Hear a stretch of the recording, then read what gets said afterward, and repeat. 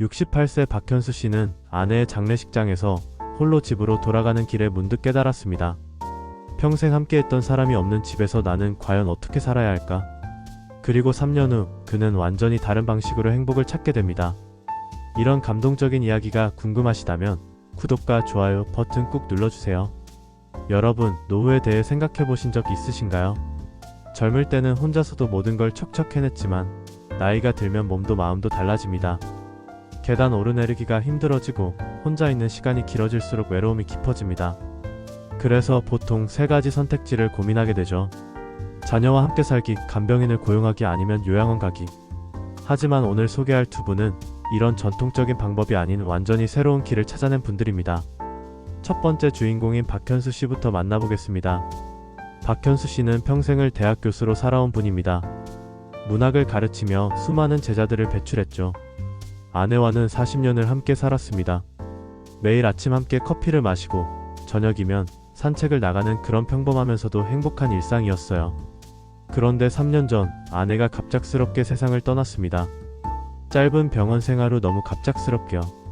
장례를 치르고 집에 돌아온 현수 씨는 처음으로 진짜 혼자가 되었습니다. 처음 몇 달은 그나마 견딜만 했어요. 교수 시절부터 워낙 책 읽기를 좋아했으니까 하루 종일 서재에 앉아 있었습니다. 가끔 제자들이 안부를 묻기도 했고요. 하지만 시간이 갈수록 집안이 너무 조용했습니다. 아침에 일어나도 같이 커피 마실 사람이 없고 저녁에도 오늘 어땠는지 물어볼 사람이 없었어요. 6개월쯤 지났을 때 현수 씨는 심각하게 고민하기 시작했습니다. 이대로 계속 혼자 살 수는 없겠다 싶었거든요. 그래서 첫 번째로 선택한 게 아들 집으로 이사가는 것이었어요. 서울에 사는 아들이 흔쾌히 받아들였습니다. 며느리도 처음엔 환영했어요. 아버님이 오시면 아이들도 좋아할 거라고 했고요. 실제로 처음 몇 주는 정말 좋았습니다. 손자 손녀와 함께 시간을 보내고 가족들과 저녁 식사를 하니까 집안이 활기차더라고요. 손자가 학교에서 있었던 일을 얘기해주면 현수 씨는 정말 즐거웠어요. 할아버지, 오늘 수학시험에서 100점 맞았어요. 이런 소리를 들으면 가슴이 뭉클했습니다. 하지만 한 달, 두 달이 지나면서 문제들이 하나씩 생기기 시작했어요. 아들은 회사 일로 바쁘고 며느리는 아이들 챙기고 집안일 하느라 정신없었습니다.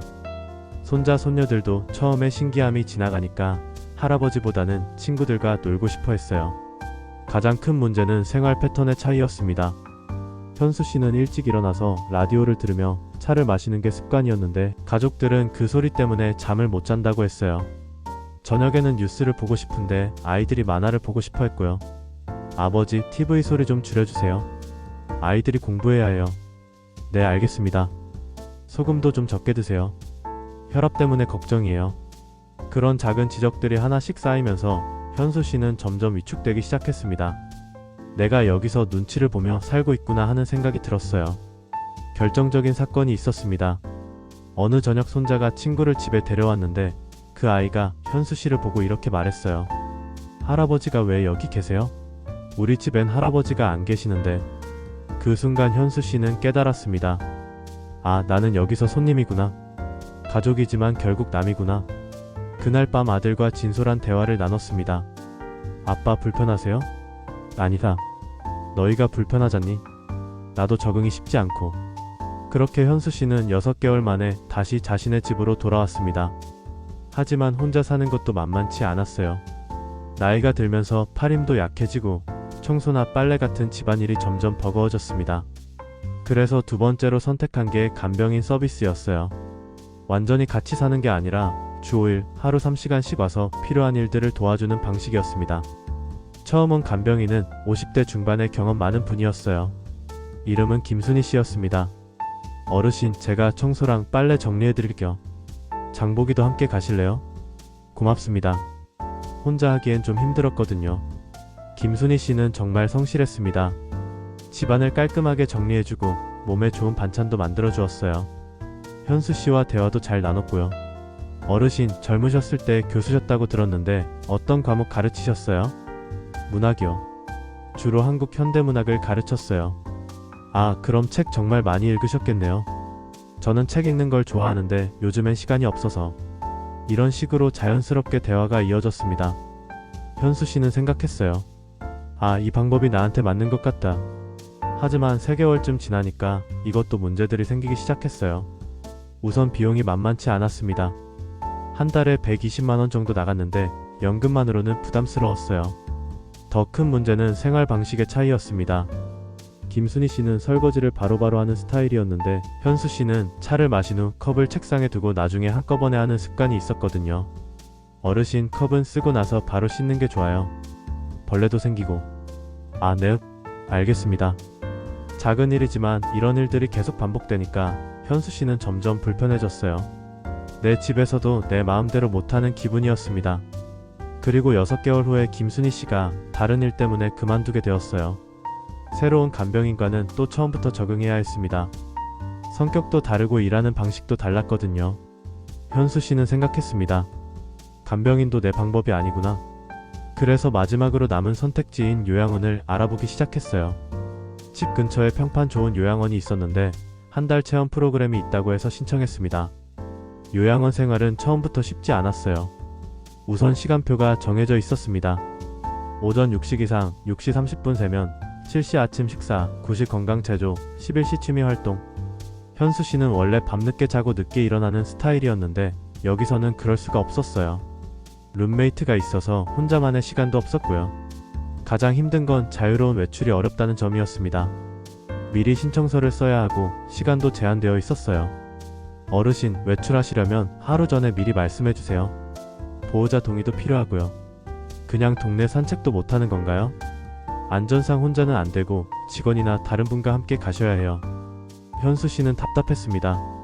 물론 안전하고 편안했지만 뭔가 갇혀있는 느낌이었어요.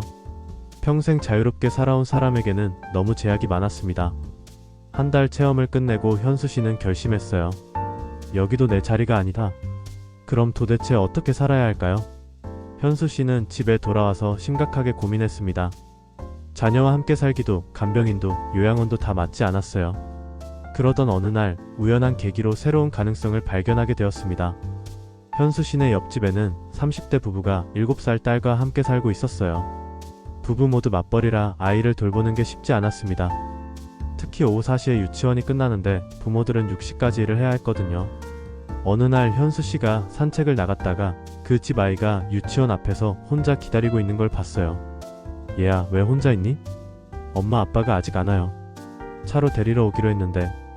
현수 씨는 그 아이와 함께 기다려줬습니다. 30분 후에 엄마가 급하게 달려왔어요. 죄송해요.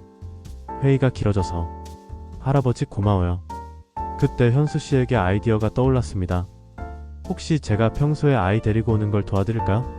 저는 시간이 있으니까요. 정말요? 그럼 정말 고마울 텐데요. 이렇게 시작된 작은 도움이 점점 커져갔어요.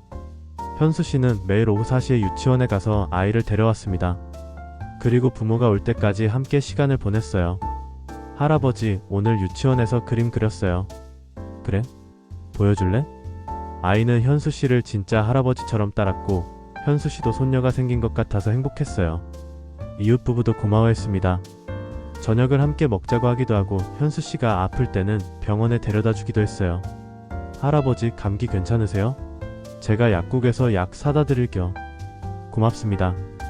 혼자 살면서 이런 도움 받기가 쉽지 않은데 이런 식으로 서로 도움을 주고받는 관계가 자연스럽게 형성되었어요. 현수 씨는 깨달았습니다. 나는 도움만 받는 사람이 아니라 남에게 도움을 줄 수 있는 사람이구나. 이 경험을 통해 현수 씨는 새로운 삶의 방식을 찾아갔습니다. 완전히 의존하지도 않고 완전히 혼자이지도 않은 주체적이면서도 연결된 삶 말이에요. 이제 두 번째 주인공인 이명호 씨 이야기를 들어볼까요? 명호 씨는 75세, 평생을 기계 엔지니어로 살아온 분입니다. 젊었을 때부터 꼼꼼하고 계획적인 성격이었어요. 명호 씨는 5년 전에 아내를 먼저 보냈습니다. 그리고 2년 전부터 허리 통증이 심해져서 혼자 생활하기가 점점 어려워졌어요. 특히 집안일과 장보기가 힘들었습니다. 더 큰 문제는 경제적 어려움이었어요. 연금만으로는 간병인을 고용하기 어려웠고 요양원 비용도 부담스러웠습니다. 그러던 중 명호 씨는 우연히 시니어 쉐어하우스라는 걸 알게 되었어요. 혼자 사는 노인 여러 명이 한 집에서 개인 방은 따로 쓰면서 거실이나 부엌은 공유하는 방식이었습니다. 처음엔 낯선 사람들과 함께 살기가 두려웠어요. 성격이 안 맞으면 어쩌지, 생활 습관이 다르면 어쩌지 하는 걱정이 많았거든요. 하지만 혼자 살기가 점점 어려워지니까 결국 용기를 내서 신청했습니다. 시니어 쉐어하우스는 4명이 함께 사는 곳이었어요. 명호씨 말고도 73세 박영수 할아버지, 69세 김철민 할아버지, 71세 장순자 할머니가 계셨습니다. 처음 만난 날 모두들 어색했어요. 안녕하세요. 이명호입니다. 기계 엔지니어였고요. 박영수입니다. 초등학교 교장 선생님 했어요. 김철민이에요. 요리사였습니다. 장순자예요. 간호사로 일했어요. 각자 다른 분야에서 일하신 분들이라 처음엔 공통 화제 찾기가 쉽지 않았어요. 생활 패턴도 달랐고요. 하지만 한 달쯤 지나니까 점점 서로의 장점들이 보이기 시작했습니다. 김철민 할아버지는 요리를 정말 잘했어요. 매일 맛있는 반찬을 만들어서 다른 분들과 나눠 먹었습니다. 오늘 김치찌개 끓였는데 같이 드실래요? 와, 정말 맛있네요. 어떻게 이렇게 맛있게 하세요? 명호 씨는 기계에 능해서 집안에 고장난 가전제품들을 고쳤어요. 세탁기가 이상한 소리 나는데 좀 봐주실 수 있나요? 아, 이거 간단해요. 필터만 청소하면 돼요. 박영수 할아버지는 교육자 출신이라 동네 아이들에게 한자를 가르쳐줬고, 장순자 할머니는 간호사 경험을 살려서 다른 분들 건강 관리를 도와드렸어요. 혈압이 좀 높으시네요. 염분 섭취를 줄이고 산책을 더 하세요. 이렇게 각자의 전문성과 경험을 나누면서 점점 가족 같은 분위기가 되었어요. 가장 좋은 점은 경제적 부담이 줄었다는 것이었습니다. 집세를 나눠내고 생활비도 공동으로 관리하니까 혼자 살 때보다 훨씬 절약되었어요. 또 외로움이 많이 해소되었습니다. 아침에 일어나면 인사할 사람이 있고 저녁에는 함께 뉴스를 보며 이야기할 사람들이 있었거든요.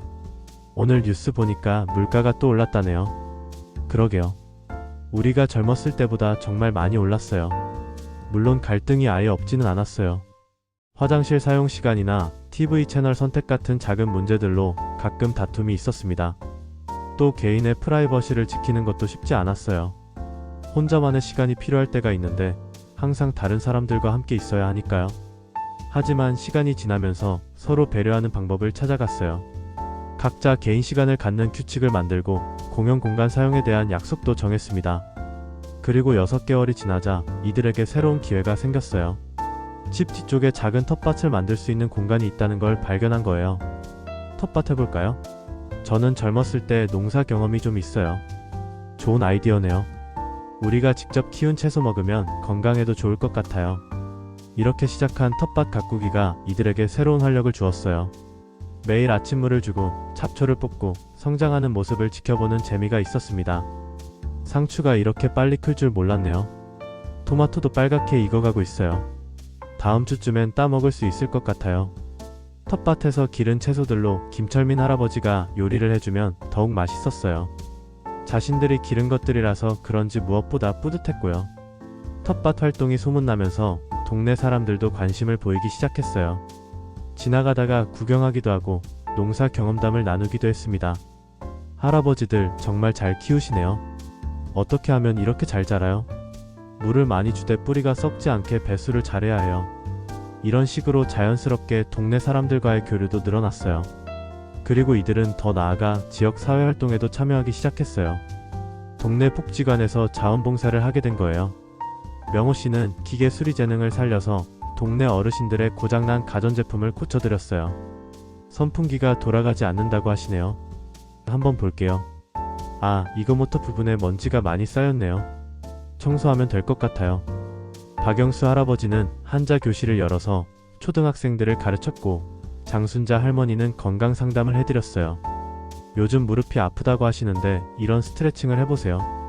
김철민 할아버지는 요리 교실을 열어서 혼자 사는 어르신들께 간단한 요리법을 가르쳐드렸습니다. 계란찜은 이렇게 만드는 거예요.